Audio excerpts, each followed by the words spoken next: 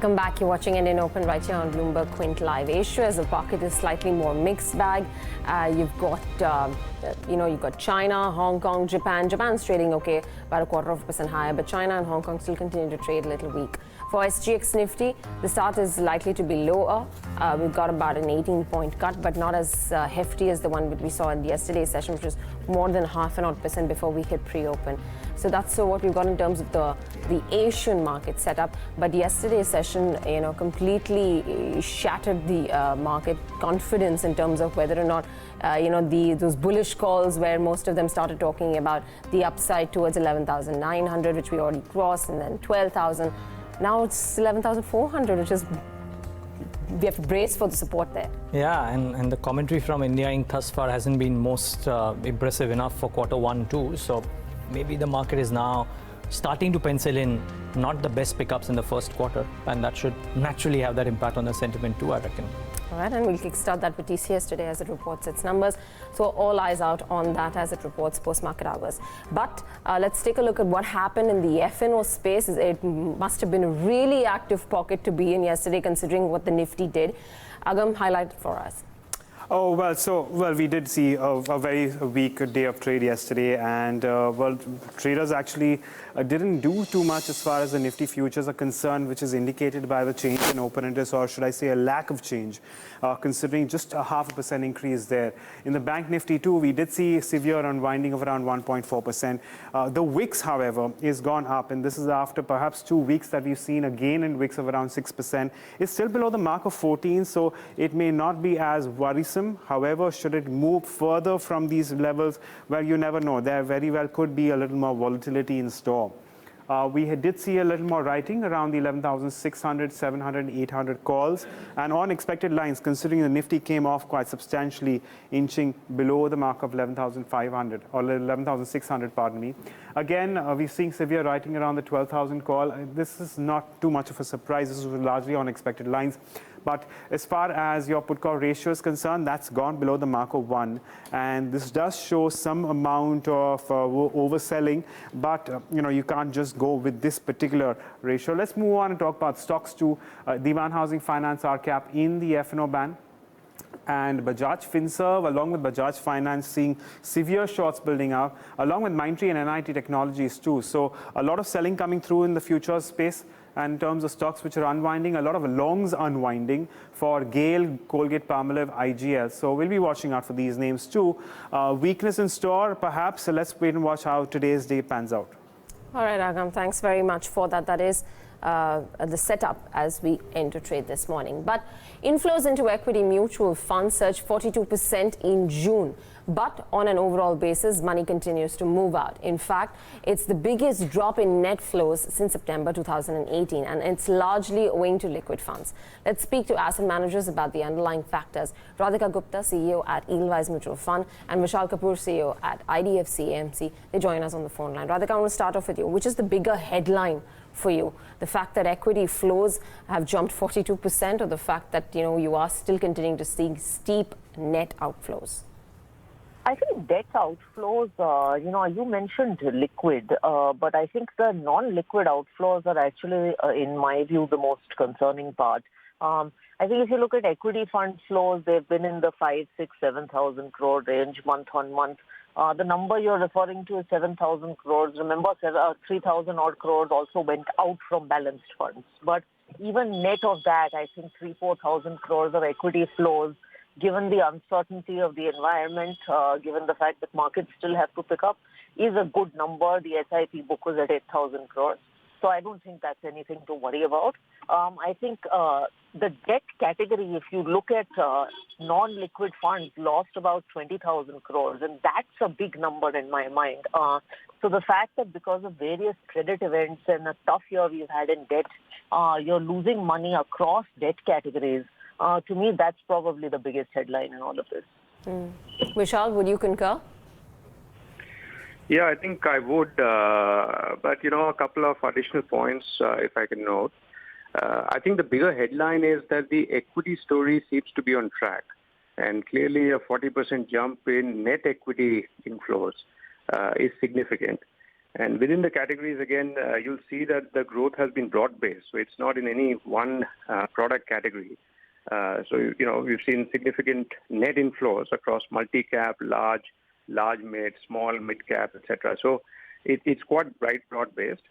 The second is that a good indicator tends to be the SIP net number as well as the new folio additions. Both of these look quite healthy. So the SIP flows are still 8,100 plus, which is good. And the net new folios added in the industry is again significantly up. So all put together, I think the equity story is still on track. Current market volatility notwithstanding. So I think the long-term nature of that product is seeping through. On the debt side, yes, of course, the net negative seems to be a headline, but I wouldn't worry about it too much. One, I think, as Radhika pointed out and you pointed out, it's largely cash fund-led or the liquid category, which is largely, to my mind, a quarter-end phenomenon, which we see, several times in the past. I think this month's number may be adjusted. And, one indicator one should look at is the average assets last month, which was net plus. So I won't look at too much into the month-end numbers for debt. Vishal, just the follow-up on that, though, Dheeraj, morning, the non-liquid category debt side, which has seen outflows as well, and at a time when everybody's talking about how the government and the RBI together are injecting enough liquidity to try and stem the rot, if I can call it a rot, and still seeing outflows, is it a sign of some lack of confidence, even though it may be temporary in nature? I wouldn't see it that way, Dheeraj, to be honest, because, again, I would go by the average assets on debt. Average assets were up. So to that extent, I wouldn't look at just the month-end data and conclude too much into it. Keep in mind that, advanced tax payouts and, generally the quarter-end preference to keep money in cash tends to maybe, tweak this data a bit. So I would look at the July figures more carefully, and I don't see any major impact over there as yet. So you want to respond to that, and maybe how's the month of July been thus far on the debt front? Part two of my question, Radhika, is we've seen a spate of non-large cap equity funds getting launched as well. Has that category been robust enough? Because everybody is betting on the necessity for that category to do well for investor sentiment to remain upbeat. In fact, Dheeraj, I think the equity story has played out well beyond large caps. With large caps, people have recognized that, indices are at an all-time high. Large cap valuations are relatively high compared to mid and small cap valuations. So if you look at the categories, again, to add to what Vishal was saying, that are getting money, you're seeing money come in large and mid cap funds, you're seeing multi-cap, you're also seeing a decent quantum come into mid and small cap. And mid and small cap was beaten down last year, but the fact that even this month about almost 2,000 crores came into mid and small cap, that's a very healthy sign. It's a sign of a maturing equity market, and it's also very, very necessary. So I think that's an encouraging sign, and even some of the more satellite categories are getting money. So equity is not just a large cap story. In fact, I don't think it is a large cap story. I think it is a mid and small and multi-cap story, and people recognize that that's where the differential is, that's potentially where the opportunity is, and that's where the alpha generation opportunity is. I think coming to debt, a certain amount of money goes out at quarter end for sure in the cash segment, and I think that comes back in the month of July, and you're starting to see that, so that's not worrying. How much money comes into categories like credit risk, etc., maybe that will take some time to recover, my sense. I don't think that's going to recover immediately because I think that's taken some amount of hit post, the debt events of the last 6-7 months. Well, let's see how it shapes up. I think the month of July would be interesting to see if indeed the equity sentiment has remained upbeat or no, because right now the markets are showing a slightly different story. Let's see if the investors stay put for the long run. Radhika, Vishal, thank you so much, both of you, for joining in early this morning and giving us a small slice of your views. Thank you. Right, that's the view from two AMCs about what the equity flows look like. Before we get in our fundamental experts on board, I think it's important to take stock of the key stocks that one should be monitoring in the session today. So let me go across to our research team huddle to try and figure out what are the names that you as a trader, as an investor, should be watching out for in the session today. Mishika and Agam join in for that. Well, it's a busy morning for you, Agam. Let me start off with Mishika first, though, before we get to Titan. About, aside of Titan, what else has made news today? Lots of stocks that we need to look at today, actually. Let's start with the important results. Delta Corp came in with very average numbers. Their revenues are down 0.4%, net profits up 3%.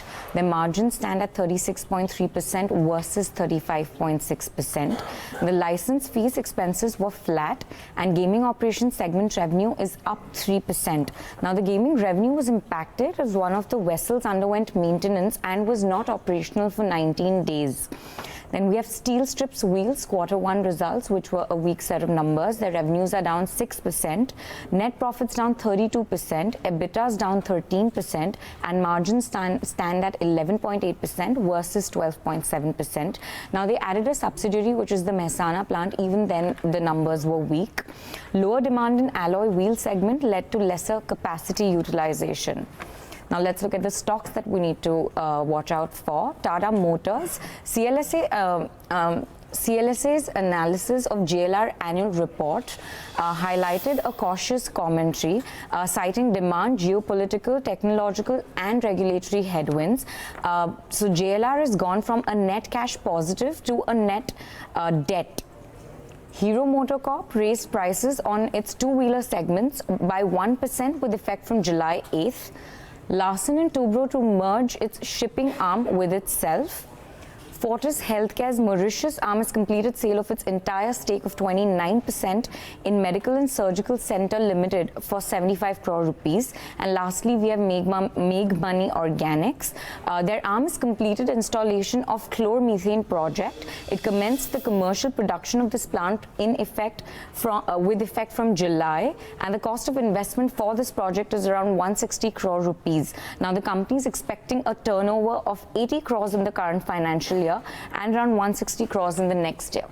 Well, let's see if it aids Meg Money Organic sentiment in the session today. Thanks for that, Mishika. Agam, what about the big boy? Well, not good news, certainly. They're expecting muted quarter this time around for Titan Company. They've come out with the quarterly update.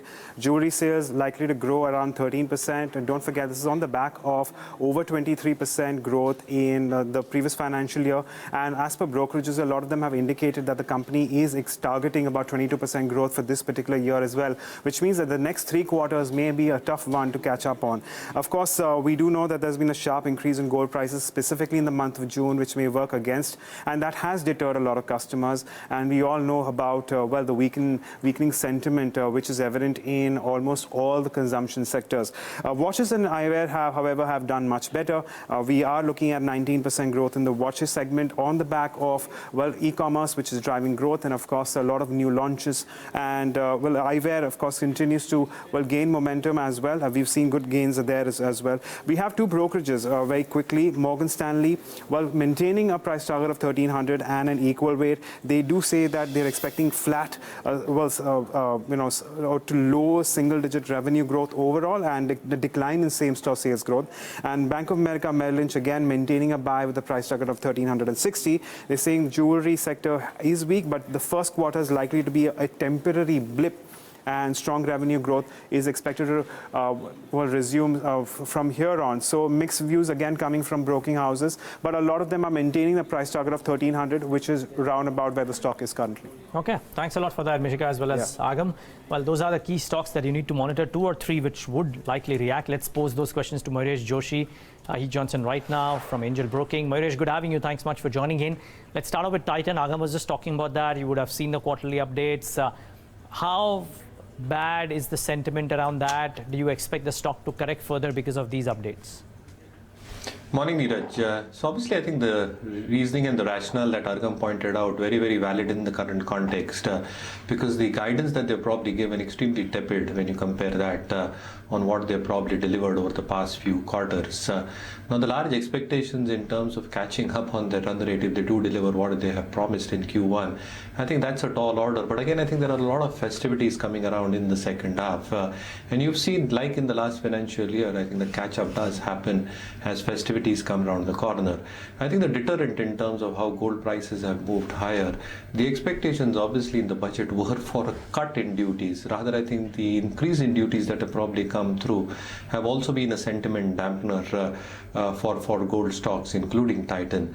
And the third element obviously remains in terms of the higher valuations. So I think valuations were always on the higher side.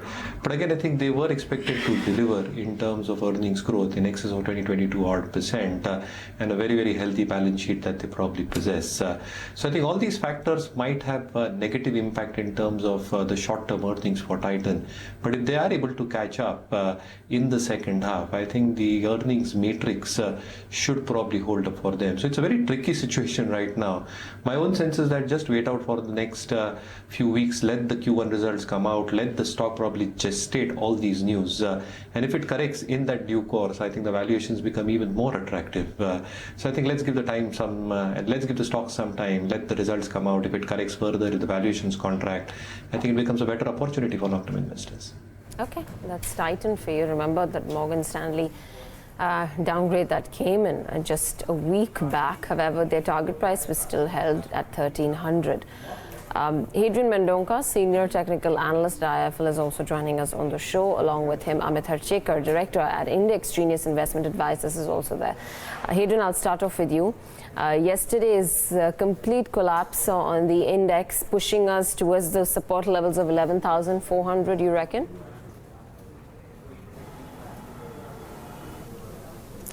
Yeah, absolutely. The fall has been pretty sharp, and Nifty is constantly forming very solid bearish candles. In fact, if we see another solid candle the way we saw in the past two trading sessions, I think we'll see a 3 black crow kind of a formation on the daily charts, which would again mean that weakness is likely going forward. I think remaining cautious could be the best way going ahead, because we are seeing the best of the index heavyweights also coming under pressure. So if the constituents are not going to do well, I think index is also going to be under pressure. So I think 11,500 is that very important support area of the 100-day moving average. If we crack below the same, I think further weakness is definitely visible going forward. Amit, what about you? Your index call today?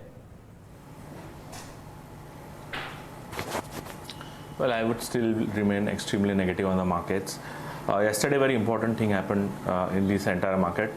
If you look into index called BSE India Manufacturing Index, which generally tracks stocks which are having production capacities in India, that index, after completing a rising wedge for a period of around 3 to 6 months, that has given a clear breakdown. And right now, that index is positioned for another decline of at least 10% in the short term.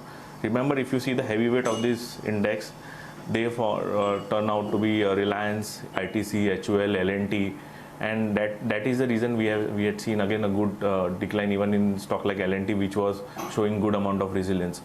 So overall perspective, we are expecting a target of around 11,250 in the Nifty in the near term. So the strategy would be again initiate fresh short even on the opening.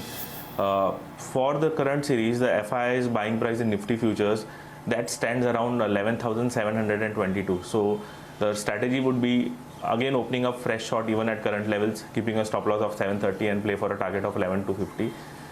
Similar is the view for Bank Nifty. We are expecting now Bank Nifty to move towards 30,000 levels. Now the stop loss for your short trade would be at around 31,100. Let's get down to individual stocks then, and Amit, let's keep it with you. What is it in terms of stocks that you'll be watching out for today? Well, as I said, since we are expecting a further decline of 10% in manufacturing index, and even ITC forms one of the highest weightage in that index, we would suggest going short on ITC. Here the reasoning would be, if you see ITC from a 3 years perspective, it has also formed a descending triangle, and the support leg of this descending triangle is placed somewhere around 275. So we believe there is a high possibility of the structure getting a breakdown even from a long-term perspective. So we would suggest initiating fresh short even at these levels. Stop loss would be 288 on a closing basis, and short-term target we are expecting at 258. Second, our strong conviction call would be on BPCL. We still believe that crude prices are heading towards $70 plus in the near term. And last week also we had given a short trade on BPCL. We still expect BPCL has more room to go down in the near term. We have a short-term target of 330, and if that gets violated, BPCL would be entering into early 300. So BPCL we would again suggest initiating a fresh short at current levels. Stop loss would be 377 on the closing basis, and short-term target would be 335. Okay. Hadrien, what about your stock calls? Yeah, both my stocks, are again sell, advices. So the first stock that we are slightly bearish on is SAIL. The stock has actually been trading in a very narrow trading band between 47 and 51, and this band has been intact, since the 15th of May. This is the mid of May. For the first time, this trading band has been broken, and the 47, important lower end of the overall trading range has been broken yesterday. So I think since we've seen the breach of the overall trading range, I think fresh weakness is likely to emerge going forward. So one can consider going short on a SAIL July futures. We're expecting a target of 44, keeping a stop loss at 47.5. The second stock that we're bearish on is an ONGC. Again, the stock yesterday, was seen breaking below its long-term 200-day moving average. We were also seeing a continuation triangle pattern breakdown on the daily charts, which led to the crack below 200 days. So I think one can consider going short on an ONGC July futures as well for a target of 147, keeping a stop loss at 156. Okay. Mayuresh, just comment on the oil and gas pack. Last 2 days have been particularly bad, not just in light of the fact that crude oil has been coming off, but just the increase in cess that we've seen on petrol and the fact that now it becomes slightly more expensive. But do you think that that probably should not have a bigger impact, considering that gets offset by the lower crude prices? To a certain extent, yes. But again, Devina, the volatility that you're probably expected to witness in crude pricing, you're not really sure in terms of what range will crude pricing actually settle down at. So I think the broad range that most crude analysts are working out between 60.65 to 70.75, I think that's a very, very broad range, which creates a huge amount of upheaval in terms of the reported earnings per quarter for downstream companies. The second element also is the rupee movement against the dollar, because I think the reported numbers obviously get translated into dollar revenues, specifically in terms of pricing with crude. So I think both these elements are equally critical and equally important. At the same time, I think the increase of what has happened and come through in the budget itself, obviously I think that's going to play out on numbers. So a large element in terms of how the earnings profile will pan out, I think, is dependent on all these factors at play.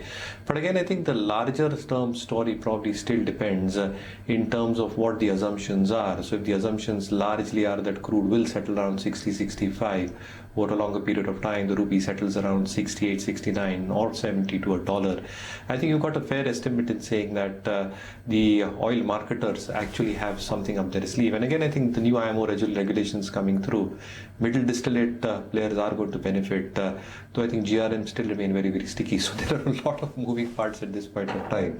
Still a wait and watch at my side with all the developments that have taken place. I don't think we've spoken about TCS.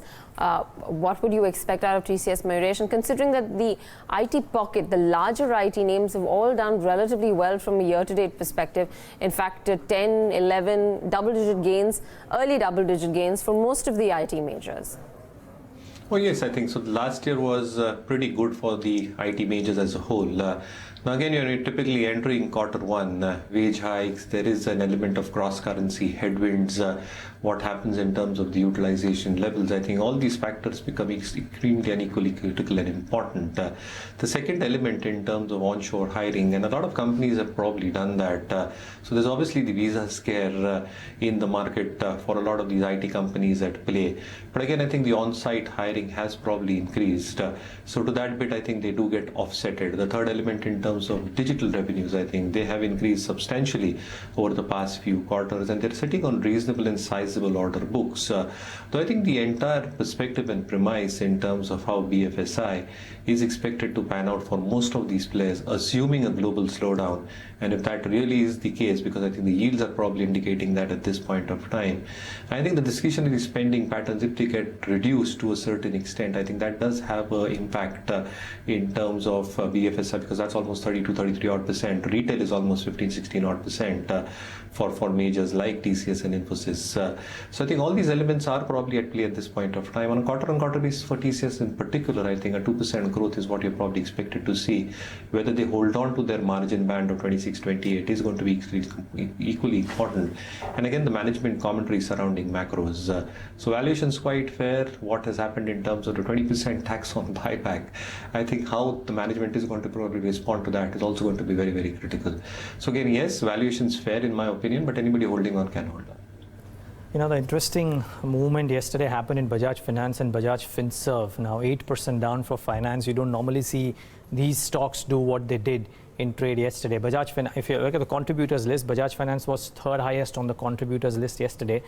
It's never been on the top contributors on the downside in this calendar year, which speaks volumes about how important the fall yesterday was for a Bajaj Finance shareholder perspective. And it speaks volumes about how when there's excess money that goes into a counter because of lack of other options, it could as swiftly move out. Yes, I mean, and the jury's still out. I mean, whether this continues over the next few days or whether there's a flash in the pan move yesterday.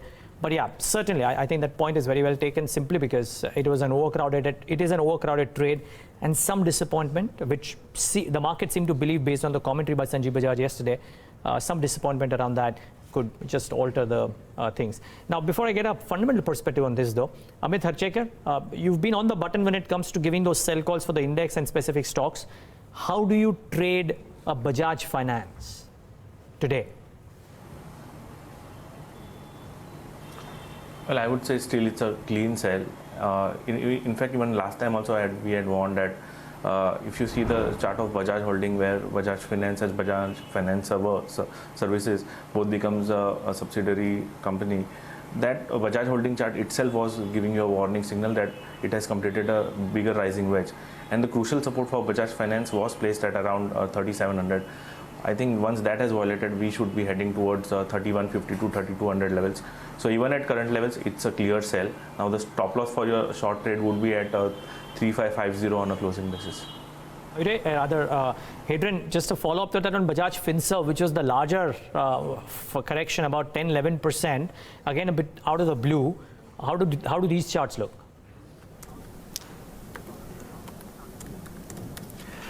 Yeah, so yesterday's move definitely was very, very harsh, on both the Bajaj brothers, and the stock is actually looking pretty weak after that huge sell-off. I think from here on, we could see further weakness on Bajaj Finserv as well, and I would concur with what Amit told on Bajaj Finance as well. On the downside, we could see Bajaj Finserv clearly coming towards the 7,100 levels.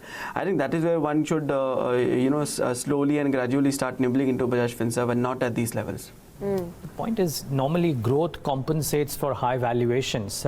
Mayuresh, is the growth under question mark here, or could this be a very temporary phenomenon? If the things stabilize, then arguably Bajaj Finance will be amongst the first ones to have those decent growth numbers, well capitalized, going to raise some money via QIP, so no issues thereof. If it falls further, would you be a buyer or would you be on the sidelines? No, so you're absolutely right, Dheeraj. I think the base case scenario in terms of this business model, I think structurally remains very, very strong for Bajaj Finance. So the past few quarters, in lieu of what you probably witnessed, for the liquidity issues, the asset liability mismatch issues. I think that has not scathed Bajaj Finance at all. The borrowing might have inched up, but again, I think a large element in terms of the pass-through that they have, the pricing power that they probably maintain, I think that got reflected in numbers. But when you're probably looking at general and imminent signs of the economy slowing down, I think HDFC Bank did mention that they are also seeing some amount of pressure points being put through. The Bajaj management also have indicated some amount of pressure is related to slowdown. I think that will get played out because you cannot leave Bajaj Finance, Bajaj Finserv out of the equation when the overall economy is slowing down. So yes, I think the next quarter or two might have some impact in terms of reported numbers because the base that they're working out was extremely high. They were continuing to deliver on that high base as well. But if it contracts, I think it is still going to be better than what the industry will be performing at this point of time on most of the parameters, whether it's disbursement growth, whether it's asset quality, whether it's the NIMs and spreads that they're maintaining, the capital adequacy, as you pointed out, extremely high levels to support balance sheet growth. So let's assume that second half is where I think the liquidity and disbursement growth normalizes for the system as a whole and the demand comes back.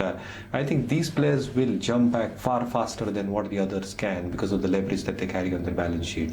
So from a quality perspective, no problem with the business model. Valuations obviously higher on a price to book. So let it correct. In my opinion, I think the corrections are very, very valid for stocks like this. I think if the valuation multiples and forward multiples contract, I think they become far better opportunities at lower levels. So let a meaningful correction come through and then long-term investors can probably start nipping in. All right. Mayuresh, stay on with us, lots to talk to you about, but we've just got about 43 seconds left to go for market pre-open. The other stock also that we'll be watching out for is going to be Maruti. Yesterday's slide actually cracked the floor of that 6,300 mark for Maruti, which had earlier on in various occasions been a level from where the stock actually bounced back meaningfully towards levels of about 7,000. So at 6,000, what happens to Maruti? And if it breaks it on the downside, what happens then? But about 18 seconds left to go for market pre-open. I want to quickly look at Asia. The setup looks slightly more mixed bag, more tilted towards the negative side. So China is trading under by 0.5%. Hang Seng has worsened a bit, but Japan holds on to gains of about 0.25%. For SGX Nifty, we seem to have dipped a little bit more. I think the 17 points lower, now it's 24 points lower. The opening tick on your screen on the Nifty 50, marginally higher. Sensex is showing you gains as well. But individual companies, and Titan is the one that stays in focus on the back of the disappointment with regards to its quarter one update. 13% growth in jewelry, expectation was 25%, and I don't think the market's taking too kindly to it. 11.27 is where it's at, but I think even that should consolidate a bit. Tata Motors is the other one, 3.5% lower. M&M, that's down about 1.2%. The oil and gas companies, BPCL is trading under. Hindalco is down 1%. Reliance Industries at 1244. HCL Tech at 1032. Then you've got Britannia, Bharti Infratel. UPL is down 1/3%, but no major cuts there. You've got decent gainers as well. Eicher Motors is up 4%. Yes Bank was one of the few gainers in yesterday's session. I think closed around 93. Stocks opening at about 95 pre-open, so 2% higher. HUL, Ultratech Cement, Power Grid and SBI doing okay for themselves. 68.68 for the currency, marginal move for the rupee versus the dollar as well. Slight weakness that's come into the currency. Well, 3 or 4 names that I want to highlight before we move on. One of them is Delta Corp. Came out with numbers. I don't know if the stock is duly reacting. It was a flattish quarter of sorts. No big cuts thereof for now. Let's wait and watch. The other one is Steel Strips and Wheels. We'll probably talk to the management as well. Again, a quarter which was in line with what the rest of the auto pack has done, of course, not the best. It's not a very liquid stock, so keep that at the back of your mind. And 2 stocks which had big moves in trade yesterday. One of them, of course, is Mindtree. The other one is PNB. Mindtree cracked about 14%. In today's session, for now, looks like flattish, and PNB after that 12-13% cut yesterday. Let's see if there's more in store. Yeah, looks like starting off lower. The PSU banks were taken to the cleaners yesterday, really. Let's wait and watch if there's some more downside there. The bond yields, which slipped about 13 basis points to about 22-month lows, will come up on your screen when they start trading, and we'll get those yields numbers as well. 6.55. Well, for now, starting off flat. Let's wait and watch what happens there. Quickly move on to the top brokerage calls of the day. Amit Sarkar is here. Amit, good morning. Good morning, Mayuresh. A couple of notes that have come in from HSBC. The first one is on Reliance Industries, where the brokerage has maintained its buy rating, but they have cut the target price on Reliance Industries to 1,475 from 1,512. Now, according to the brokerage, the near-term earnings concerns have weighed on Reliance Industries' energy business. Now, the subdued margins are seen in the refining and the chemical business imply an increasing risk to the FY20 estimates of the brokerage. However, some of this weakness would be offset by the growing consumer businesses of the company, that is the retail and the telecom business. Now for FY20, the brokerage says that the key aim or the trigger point for Reliance Industries would be the update on the deleveraging plans of the company. Lastly, it says that the valuations are not stretched for Reliance Industries. In fact, the value accretion of its non-energy businesses has still not been factored in the share price of the company.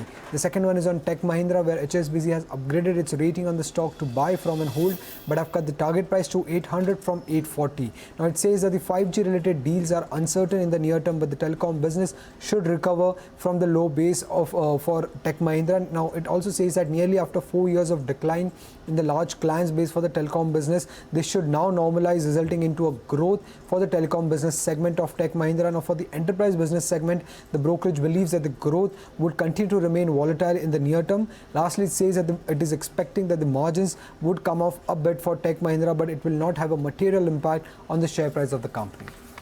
Right. Amit, thanks very much for that. Moving on, auto sales have failed to pick up, and as a result, auto ancillary companies continue to remain under pressure. Alloy wheels maker Steel Strips Wheels reported Q1 earnings post-market hours yesterday. Let's speak to the management about the extent of the sales slowdown in the quarter gone by. Joining us on the phone line is the MD and CEO, Mr. Dheeraj Garg. Mr. Garg, thanks very much for taking out the time. Obviously, you've seen the Mehsana plant financial impact this quarter, so probably not comparable on a like-like basis. But overall, how has business been this quarter? Yeah, this year, in the first quarter of this financial year, the domestic sales were down by 22%, but our exports were up by 101%. So going forward in quarter two, we expect domestic demand to fall by another 19% compared to last year, but our exports going up by 122%, which means that overall, the second quarter would be our best quarter in our history, with sales going up to 4.2 million wheels. So quarter two looks great on back of exports. Just for the year, in terms of a projection, with the Mehsana plant included now, what would you anticipate the overall growth to be like in percentage terms? And, how would you retain margins? So, as I said, the second quarter that is started now in July would be our best quarter in terms of volume, 4.2 million wheels.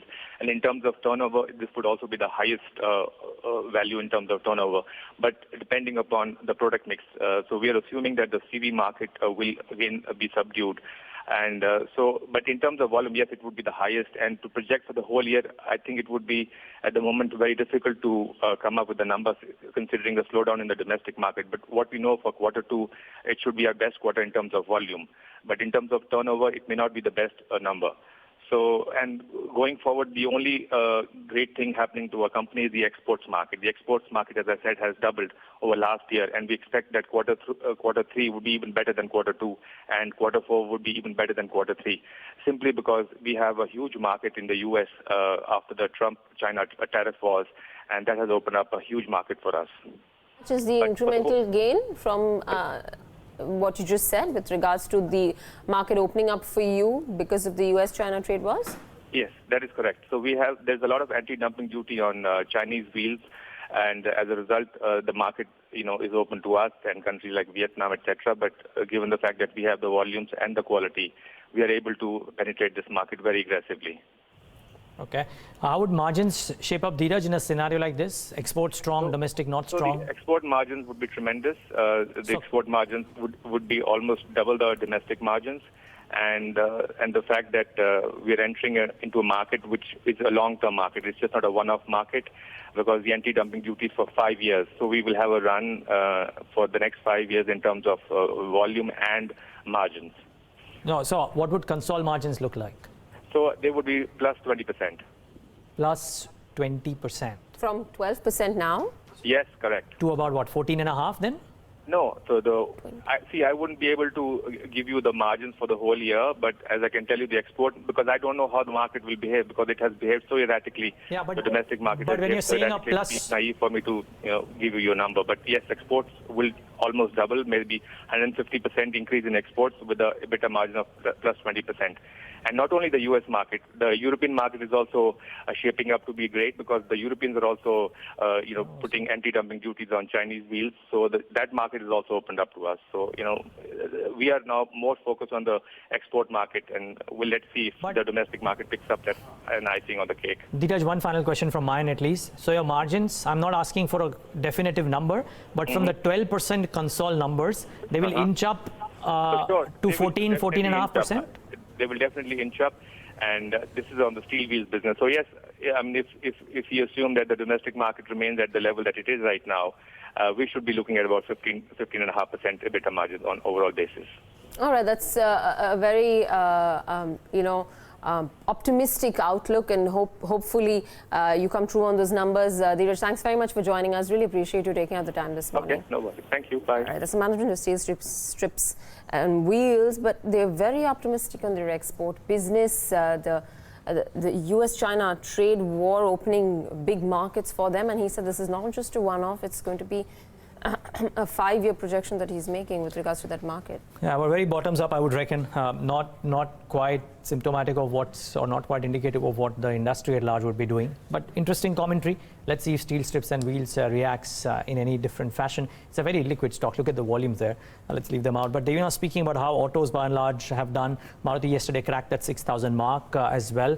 Hadrien, Mendonca, from a trade perspective, Maruti Suzuki at 6060. Would you be convinced enough to take a fresh trade on the downside on Maruti? Yes, absolutely. Maruti showed a lot of signs that it is base building, around the 6,500 to 7,000 zone. But I think that zone has finally been broken, and it is broken with good volumes as well. So I think when we see a base that was built to move higher, turns out to be a base that is actually being used to being breaking down. I think that is not a good sign for any stock, and Maruti is actually going through the same scenario. Maruti, the stance will definitely remain from here on as a sell on every rally, and if we get a rally towards the 6,200, 6,300 zone, I think once again that would be a very, very good idea where you can once again short sell Maruti. Okay, minutes away from market open. Let's tell you all that you need to know to stay ahead in trade today. First up, the big boy of the day. Titan's jewelry business grew 13% in Q1. This is lower than anticipated. Growth has put the overall annual guidance of 20% at risk. Credit Suisse and HSBC have both downgraded the counter on valuation and growth concerns, likely to start off over 6% lower today. Hero MotoCorp raised prices on its two-wheelers by 1% effective from 8th of July.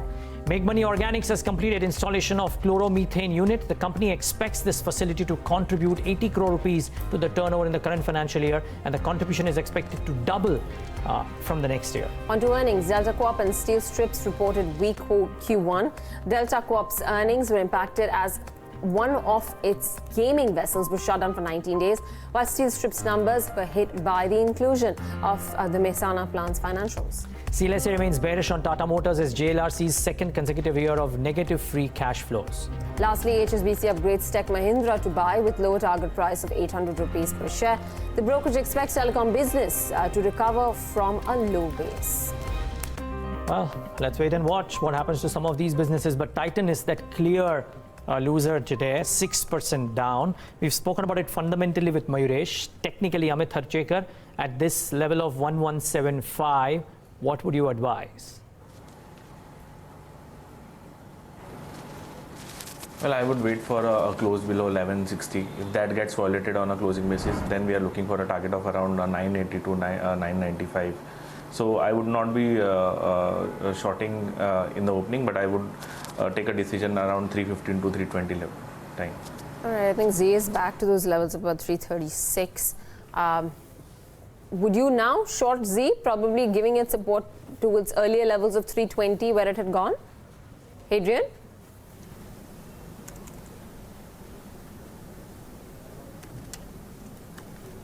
Yeah, was that for me? Yeah, it was for you. Z.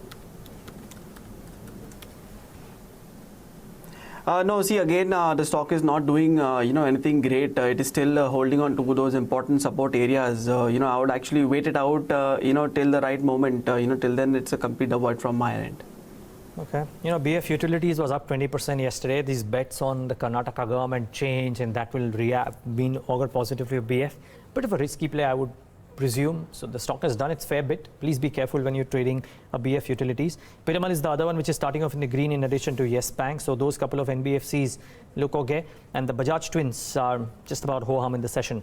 We haven't spoken Delta Corp, Mayuresh, thus far. What did you make of the results? The stock has corrected so much on the GST cloud already that these results haven't resulted in a big gash downwards. What would you do here? No, so very flattish performance, I think, when you talk about the bottom line, when you're talking about sales. And yes, one vessel was off for a few days, so I think that might have impacted. But I think the overall regulatory trends is something to be watched out for. There have been a lot of to's and fro's from the Goa government. So actually, I think once it comes in black and white on what the Goa government has actually decided to go, and I think that's a decision that probably gets published in the Gazette as well. I think then it will give some amount of clarity in terms of how the taxation and the overall dynamics will play out. So I think it's more to do with how the regulatory policies will now pan out for Delta Corp. But the numbers, I think, were very, very flattish, which is indicative of what they probably reported so far. Okay, Delta Corp at 165 then, from a 1 month perspective, has been down 15%. We're just about a minute or so left to go for market pre-open. Pre-open rates have settled. It's down about 0.25% for the Nifty at 11,531. Quick top calls then from both our technical experts as we get start trade. Amit, let's start off with you first. I would suggest going short on Shriram Transport Finance with a stop loss of around 1060. We're expecting a target of around 980. Now the reasoning is BSE Midcap Index is 2% away from that mega triangular breakdown, and we expect Shriram Transport Finance to lead the decline in the near term. So it's a short with a stop of 1060. I would suggest a closing basis stop loss. Okay, Hadrien, what about you? Yeah, I'll go with another sell, and this time it's Arvind July futures. We are seeing an extension of the lower top, lower bottom structure, and also a rising channel breakdown. So one can consider going short on Arvind July futures for a target of 60, keeping a stop loss at 64.5. Okay, Gemma, we'll take in opening thoughts from you post-market open, but here's how we're starting off. Flattish for the benchmark indices, about 0.25% lower, or maybe slightly more than that for the Nifty 50. The Nifty Bank, which is the principal culprit yesterday, is about 0.25% lower. Nothing too dramatic. Let's wait and watch what happens here, but 0.33% start lower, in line with, I think, what most of the Asian indices or Asian counterparts were suggesting today. What about the mid caps and the small caps? Should come up on your screen. Those indices to start off lower. Remember, there's a bit of a correction, a steeper correction in the broader markets yesterday. Let's see if they stabilize in the session today. The heat map, maybe more red than green, or is it even Stevens? Well, slightly more red than green, but you could almost call it even Stevens. Titan is the big one. It's down about 8%, 8.5%. I don't remember the last time we saw this fall on Titan. Was probably when this sell number from Rakesh Jhunjhunwala had come and the stock was at maybe 950 or 980, and that cracked all the way to 800. Since then has had a golden run. It's a bit of a rude shock for shareholders of Titan, to be honest. UPL down about 2%, HDFC 1.5%, Bharti Infra 1.5%. Don't quite see the Bajaj Twins. Okay, no, I'm seeing Bajaj Finance amongst the key losers, down about 1% as well. Britannia is down about 1%. TCS is amongst the losers as well, ahead of the numbers. So a lot of heavyweights losing out. Titan is now 9.5%. I can't even get to the gainers because my eyes are stuck on what Titan is doing. 9% lower. Quickly, what's gaining? Nothing too dramatic. IOC bounces back a little bit. I think PSU names like IOC and ONGC are bouncing back today. Yes Bank has some further gains. So after the 5% uptick yesterday, another 1.5% today. Some gains for HCL Technologies. It was amongst the key gainers yesterday, and Wipro marginally higher. But it is Titan which stands out in the session today on the gainers. I believe on the NSE 500 too, Titan would be amongst the top losers. Aside of Titan, what else? Just a couple of pockets that I wanted to highlight. Stocks which are trading close about 52-week lows or thereabouts should come up on your screen. Bosch, Escorts, TVS Motors, all of them auto and leading auto players, but all of them cracked to 52-week lows yesterday and sinking further in the session today. So do watch out for these. Do watch out for the result reactions from both Steel Strips and Delta. Both of them down announced. It dipped 7% lower in trade. The management may have been positive. It's a very illiquid stock. Keep that at the back of your mind. But 6% lower on the bad quarter. And Delta Corp, which is already corrected quite a bit, down on the 2.5% in the session today. So not the best of starts.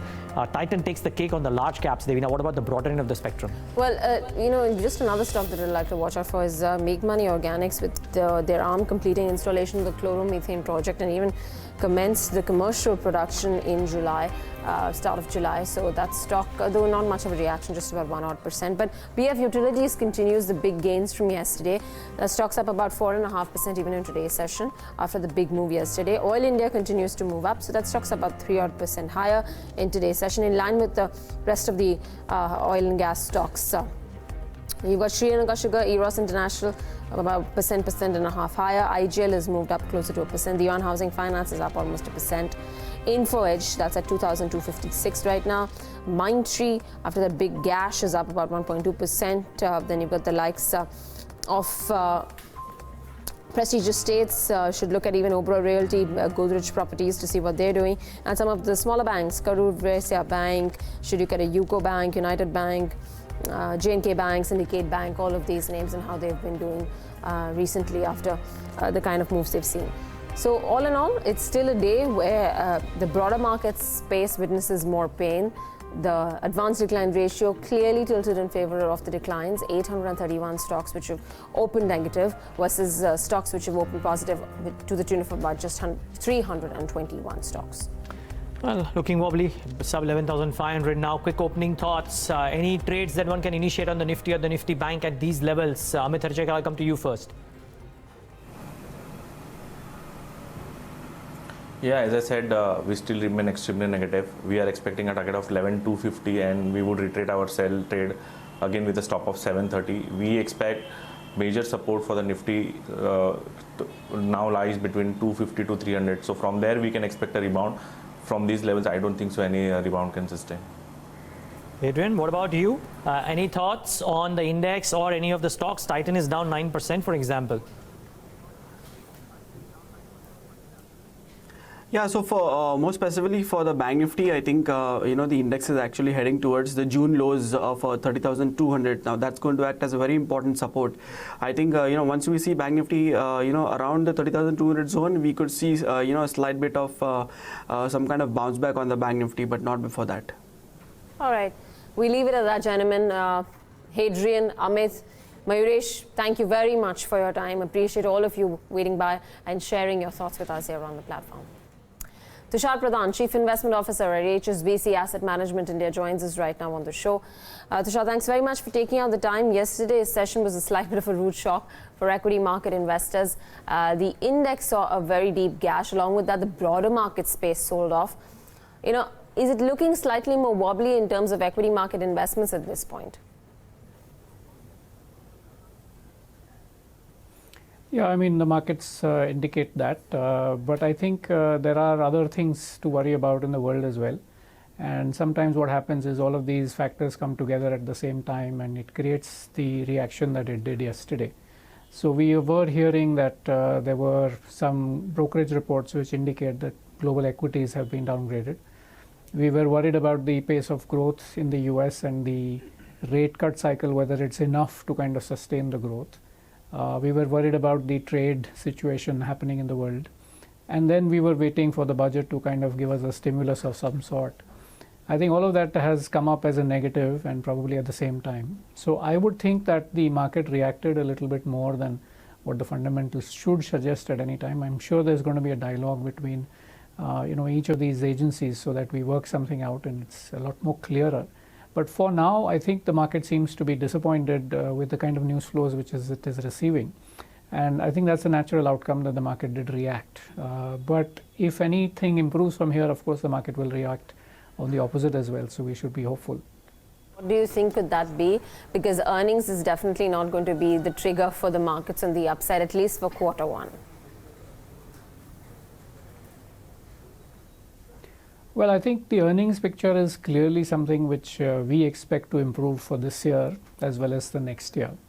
There are a few factors which, of course, will move the needle here and there. But generally, if you see, the YOY effect will come through in FY20 clearly. We will also see some sort of follow-up, and that is where the expectation was in terms of the stimulus, that if there was any spur to investments, then we would expect FY21 also to kind of support the kind of earnings growth that we will see this year.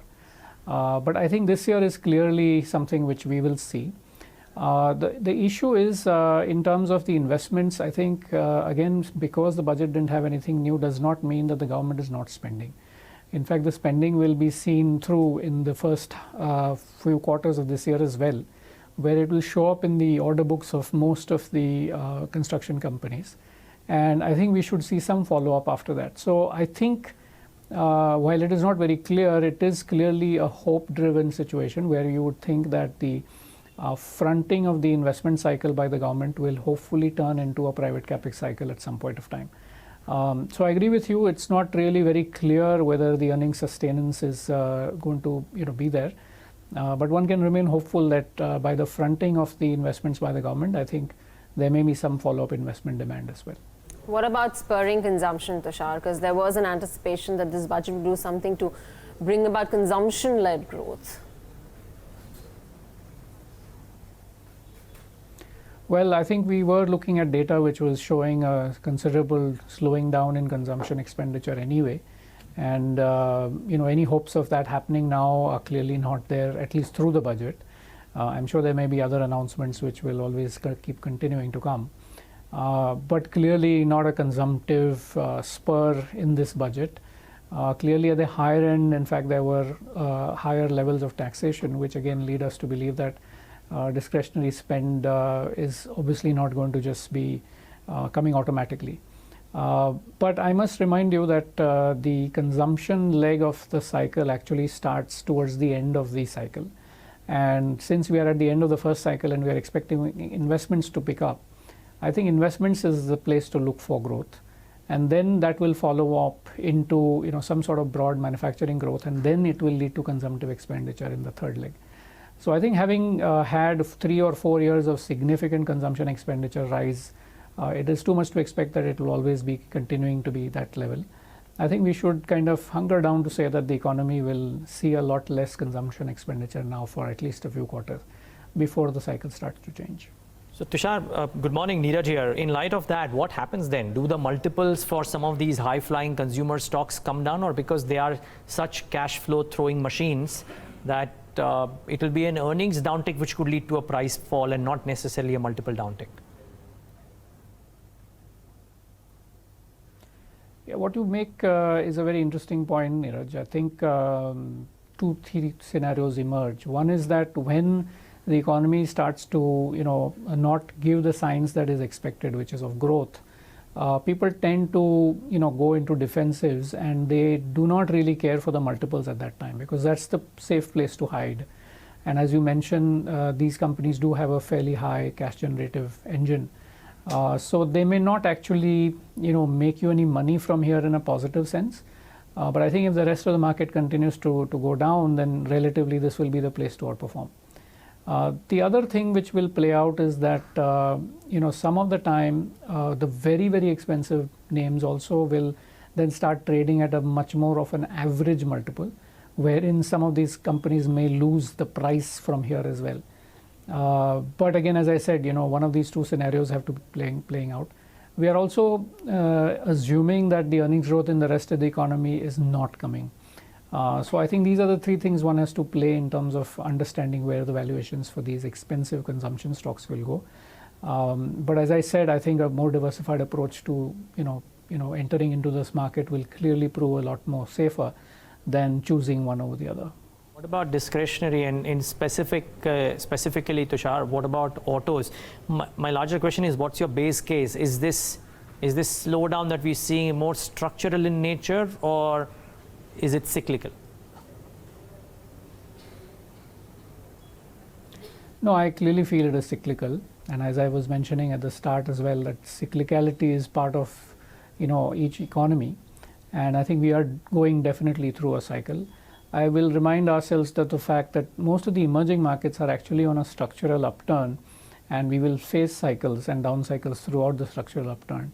While when we look at the Western world and the more developed economies, they are clearly in a structural downturn, but they might see cyclical upturns as well along the way. So I think these are the two very distinct ways in which each of the markets are going to play out.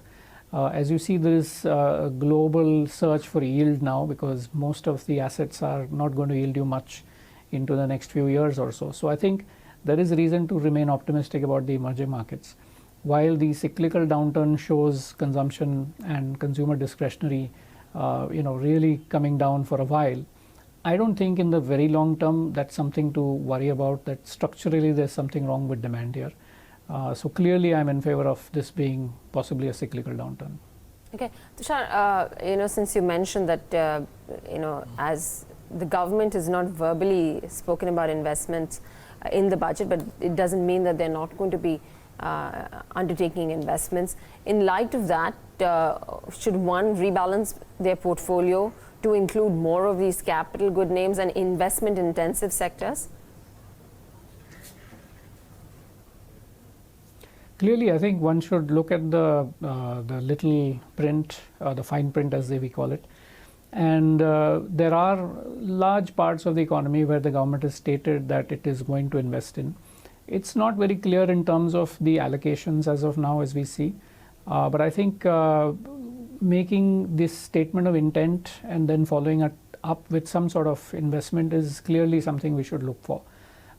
Should one rebalance the portfolio right away? I think clearly at risk because we don't know where these sectors eventually will lead to which company benefiting. But I think one should clearly have a lookout for these sectors which the government, especially the budget, has also talked about of having large-scale investments in, and to see the downstream beneficiaries of companies in that area. And I think might be worthwhile to kind of take some bets along the way to ensure that you take the upside as and when that starts to come in. But to say a quick answer to say yes or no, very difficult to say because right now there's nothing on the ground. But it's more of an estimation and an anticipation that the government will move in that direction. Okay, well, let's hope for the best as opposed to otherwise. Tushar Pradhan, take a moment to thank you for joining in today and giving us your thoughts. Really appreciate your time this morning. Thank you. That's the view from HSBC Global Asset Management on Indian markets and specific pockets of strength and weakness. We need to slip into a break on the note that the markets are trading about 0.5% lower. So in line with how they started off, no big dramatic changes thus. On the other side of the break, analysts from Citi India will be joining us with what they are pricing in from earnings this quarter. Stay tuned, you don't want to miss this.